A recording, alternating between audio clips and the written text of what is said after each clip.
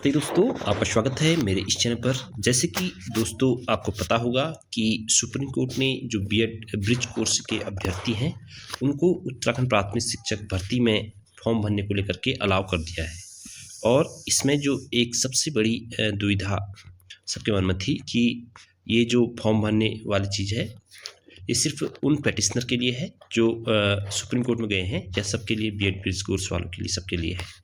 तो दोस्तों इसमें एप्लीकेंट्स प्लस देखो आपको मैं ये देखो यहाँ पर एक वर्ड लिखा हुआ है एप्लीकेंट्स एंड पेटिशनर्स, यानी कि इसका मतलब दोस्तों है आवेदकों और याचिकाकर्ताओं, यानी कि जो भी इसमें आवेदन करेंगे। क्लियरिटी अब मैंने इससे पहले इसको हिंदी में भी समझाया है, इससे पहले वाली वीडियो में आप देखना चाहें तो उससे देखना।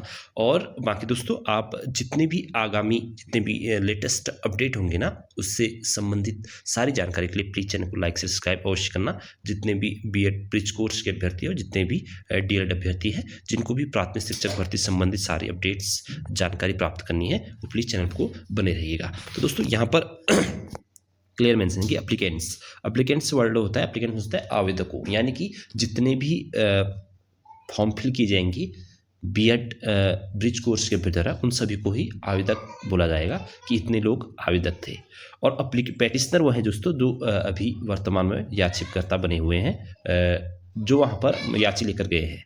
तो एक चीज़ तो ये है कि देखो ज़्यादा जानकारी दोस्तों उनको पता है जो वहाँ पर याची है, जिन्होंने जिनको जो एडवोकेट से क्लियरिटी के साथ बात कर रहे होंगे कि ये जो ऑर्डर मतलब इसमें सिर्फ हम ही मान्य होंगे या फिर सारे लोग, तो उनको ज़्यादा जानकारी होगी। लेकिन मैं फिर भी आप सभी से जो बीएड ब्रिज कोर्स के जितने भी सारे अभ्यर्थी हैं उनसे मैं बताना चाहता हूँ कि आप लोग फिलहाल फॉर्म भर लीजिएगा, क्योंकि बाद में अगर देखो गवर्नमेंट अगर 10% भी आपके फेवर में ये केस आता है, बीएड ब्रिज कोर्स के अभ्यर्थी के फेवर में केस आ सकता है, तो गवर्नमेंट का भी उसमें कुछ ना कुछ इन्वॉल्वेशन होगा। तो गवर्नमेंट चाहेगी तो फिर जनरल भी कर सकती है और चाहे तो पेटिशन भी कर सकती है। बाकी एक चीज़ और दोस्ती, बाद में इसमें टैग भी किया जा सकता है, कोई केस लेकर के और एक संगठन लेकर के एक केस इसमें मतलब टैग किया जा सकता है, सीधे याचिकाकर्ताओं की संख्या बढ़ाई जा सकती है। देखो एक चीज़ हो रही है ना दोस्तों कि जो बीएड कोर्स अभ्यर्थी है वो चाह नहीं रहे कि दूसरे भी हमारे साथ आए। ऐसा होता ही है, लेकिन ऐसा होना नहीं चाहिए दोस्तों, क्योंकि एक साथ अगर आप लड़ेंगे और ज़्यादा संख्या होगी लोगों की तो फंडिंग अच्छी होगी तो अच्छा वकील कर पाएंगे तो अच्छे से केस को सॉल्व कर पाएंगे। दोस्तों ज़्यादा से ज़्यादा पेटिशनर, ये जो पेटिशनर बनने वाली चीज़ें हैं ना ये बहुत पहले भी होती आई है, तो आप बीच में भी पेटिशनर इसमें बन सकते हैं। लेकिन ये केस जो जितना हल्का लग रहा है उतना हल्का है नहीं, ये केस बहुत लंबा खींचने वाला है। ये है कि भर्ती में स्टे ना लगे, भर्ती को सब्जेक्ट आउटकम जो रखा है उसी हिसाब से रखे, और स्टे की बात बीच में ना है तो उससे भी लंबी खींच जाती है। तो बात यह है कि जो लोग पेटिशनर नहीं हैं वो भी पेटिशनर बन सकते हैं बाद में। जो इसको देख रहा होगा, जो इस केस को देख रहा होगा जो लीडर, उसके पास जाकर के बात करें और पेटिशनर बनने के लिए उनसे रिक्वेस्ट करें। तो ये भी बात है। बाकी आप लोग और मैं बता देता हूं दोस्तों कि ये जो केस है ना बहुत ज़्यादा स्ट्रॉन्ग है नहीं, ये मतलब क्योंकि हाई कोर्ट से उत्तराखंड हाई कोर्ट नैनीताल से यह केस डिस्पोज हो गया था शायद, क्योंकि पहले यहीं पर इसकी रिट लगी हुई थी उत्तराखंड उच्च न्यायालय में, तो बहुत ज़्यादा स्ट्रॉन्ग केस दिख रहा है। लेकिन फिर भी यह है कि सुप्रीम कोर्ट क्या इसको सुन के बाद क्या लेती है डिसीजन, क्यों इनको कराया गया है, ये सब बहुत सारे क्वेश्चन आ गए। जब ये प्राथमिक शिक्षक भर्ती के योग्य नहीं है तो इन्हें कोर्स क्यों करा गया है, बहुत सारे क्वेश्चन आएंगे, क्रॉस क्वेश्चन होंगे सुनवाई में, उससे क्लियरिटी आएगी। लेकिन फिलहाल जहाँ क्योंकि जब एक के कोई केस किसी एक हाई कोर्ट से डिस्पोज हो जाता है तो उसमें फिर स्ट्रॉन्ग बहुत कम रह जाता है वो केस।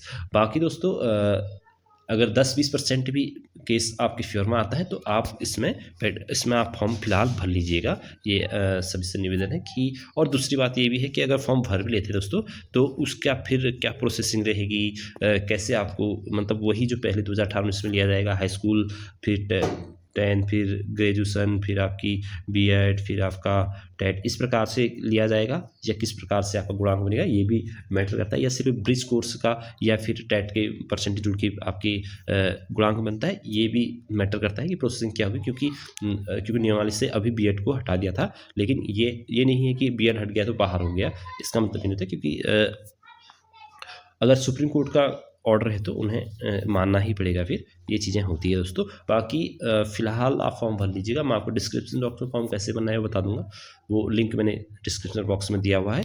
बाकी दोस्तों अगर जितने भी नेगेटिव कमेंट्स आएंगे कोई बात नहीं, कमेंट्स का आना पॉजिटिव और नेगेटिव कमेंट दोनों ही आते हैं, ऐसा कोई बात नहीं है। लेकिन फिलहाल आप अगर आपको लगता है कि मैं बता देना चाहता हूँ, क्लियर बता देना चाहता हूँ आपको कि आपको लगता है कि सिर्फ पेटिशनर को ही अप्लाई करना चाहिए, तो फिर भी आप लोग कम से कम 2, 3, 4 जिलों से अवश्य फॉर्म फिल कर लें, जहाँ जहाँ आपको लगता है कि आपकी कैटेगरी में अच्छे खासे पोस्ट है। बाकी जो डीएलएड वाले हैं दोस्तों, वो अच्छे खासे गुणांक वाले वो अभ्यर्थी हैं। जितने भी डीएलएड वाले होंगे, चाहे वो डीएलएड से हों, डाइट से हों, चाहे वो अदर स्टेट हो, चाहे एनआईएस वाले हो, वो अच्छे खासे 70, 80, 85 प्लस वाले गुणांक वाले हैं। तो मतलब बीएड वाले की परसेंट अगर उनका हो भी जाता है, किसी 10-20% हो जाता है, तो उनकी चयन होने की जो परसेंटेज होगी दोस्तों बहुत ही कम होगी। 50-100 टोटल पूरी भर्ती में इसी प्रकार से हो सकती है। तो दोस्तों फिर मिलेंगे एक नेक्स्ट वीडियो में। ये वीडियो मैंने इसलिए बनाई थी कि आप लोग जो डाउट्स हो रहे हैं उस डाउट्स को क्लियर करने का एक तरीका है कि आप 300-400 रुपये खर्च कर लिए, तो कम से कम 2-3 डिस्ट्रिक्ट से 3-4 डिस्ट्रिक्ट से फॉर्म को फिल कर लीजिए। बाकी जो भी होगा फ्यूचर में वो आपको पछतावा नहीं रहेगा कि यार मैंने फॉर्म नहीं भरा। फिर मिलेंगे दोस्तों एक नेक्स्ट वीडियो में। सारी अपडेट्स के लिए चैनल पर बने रहिएगा।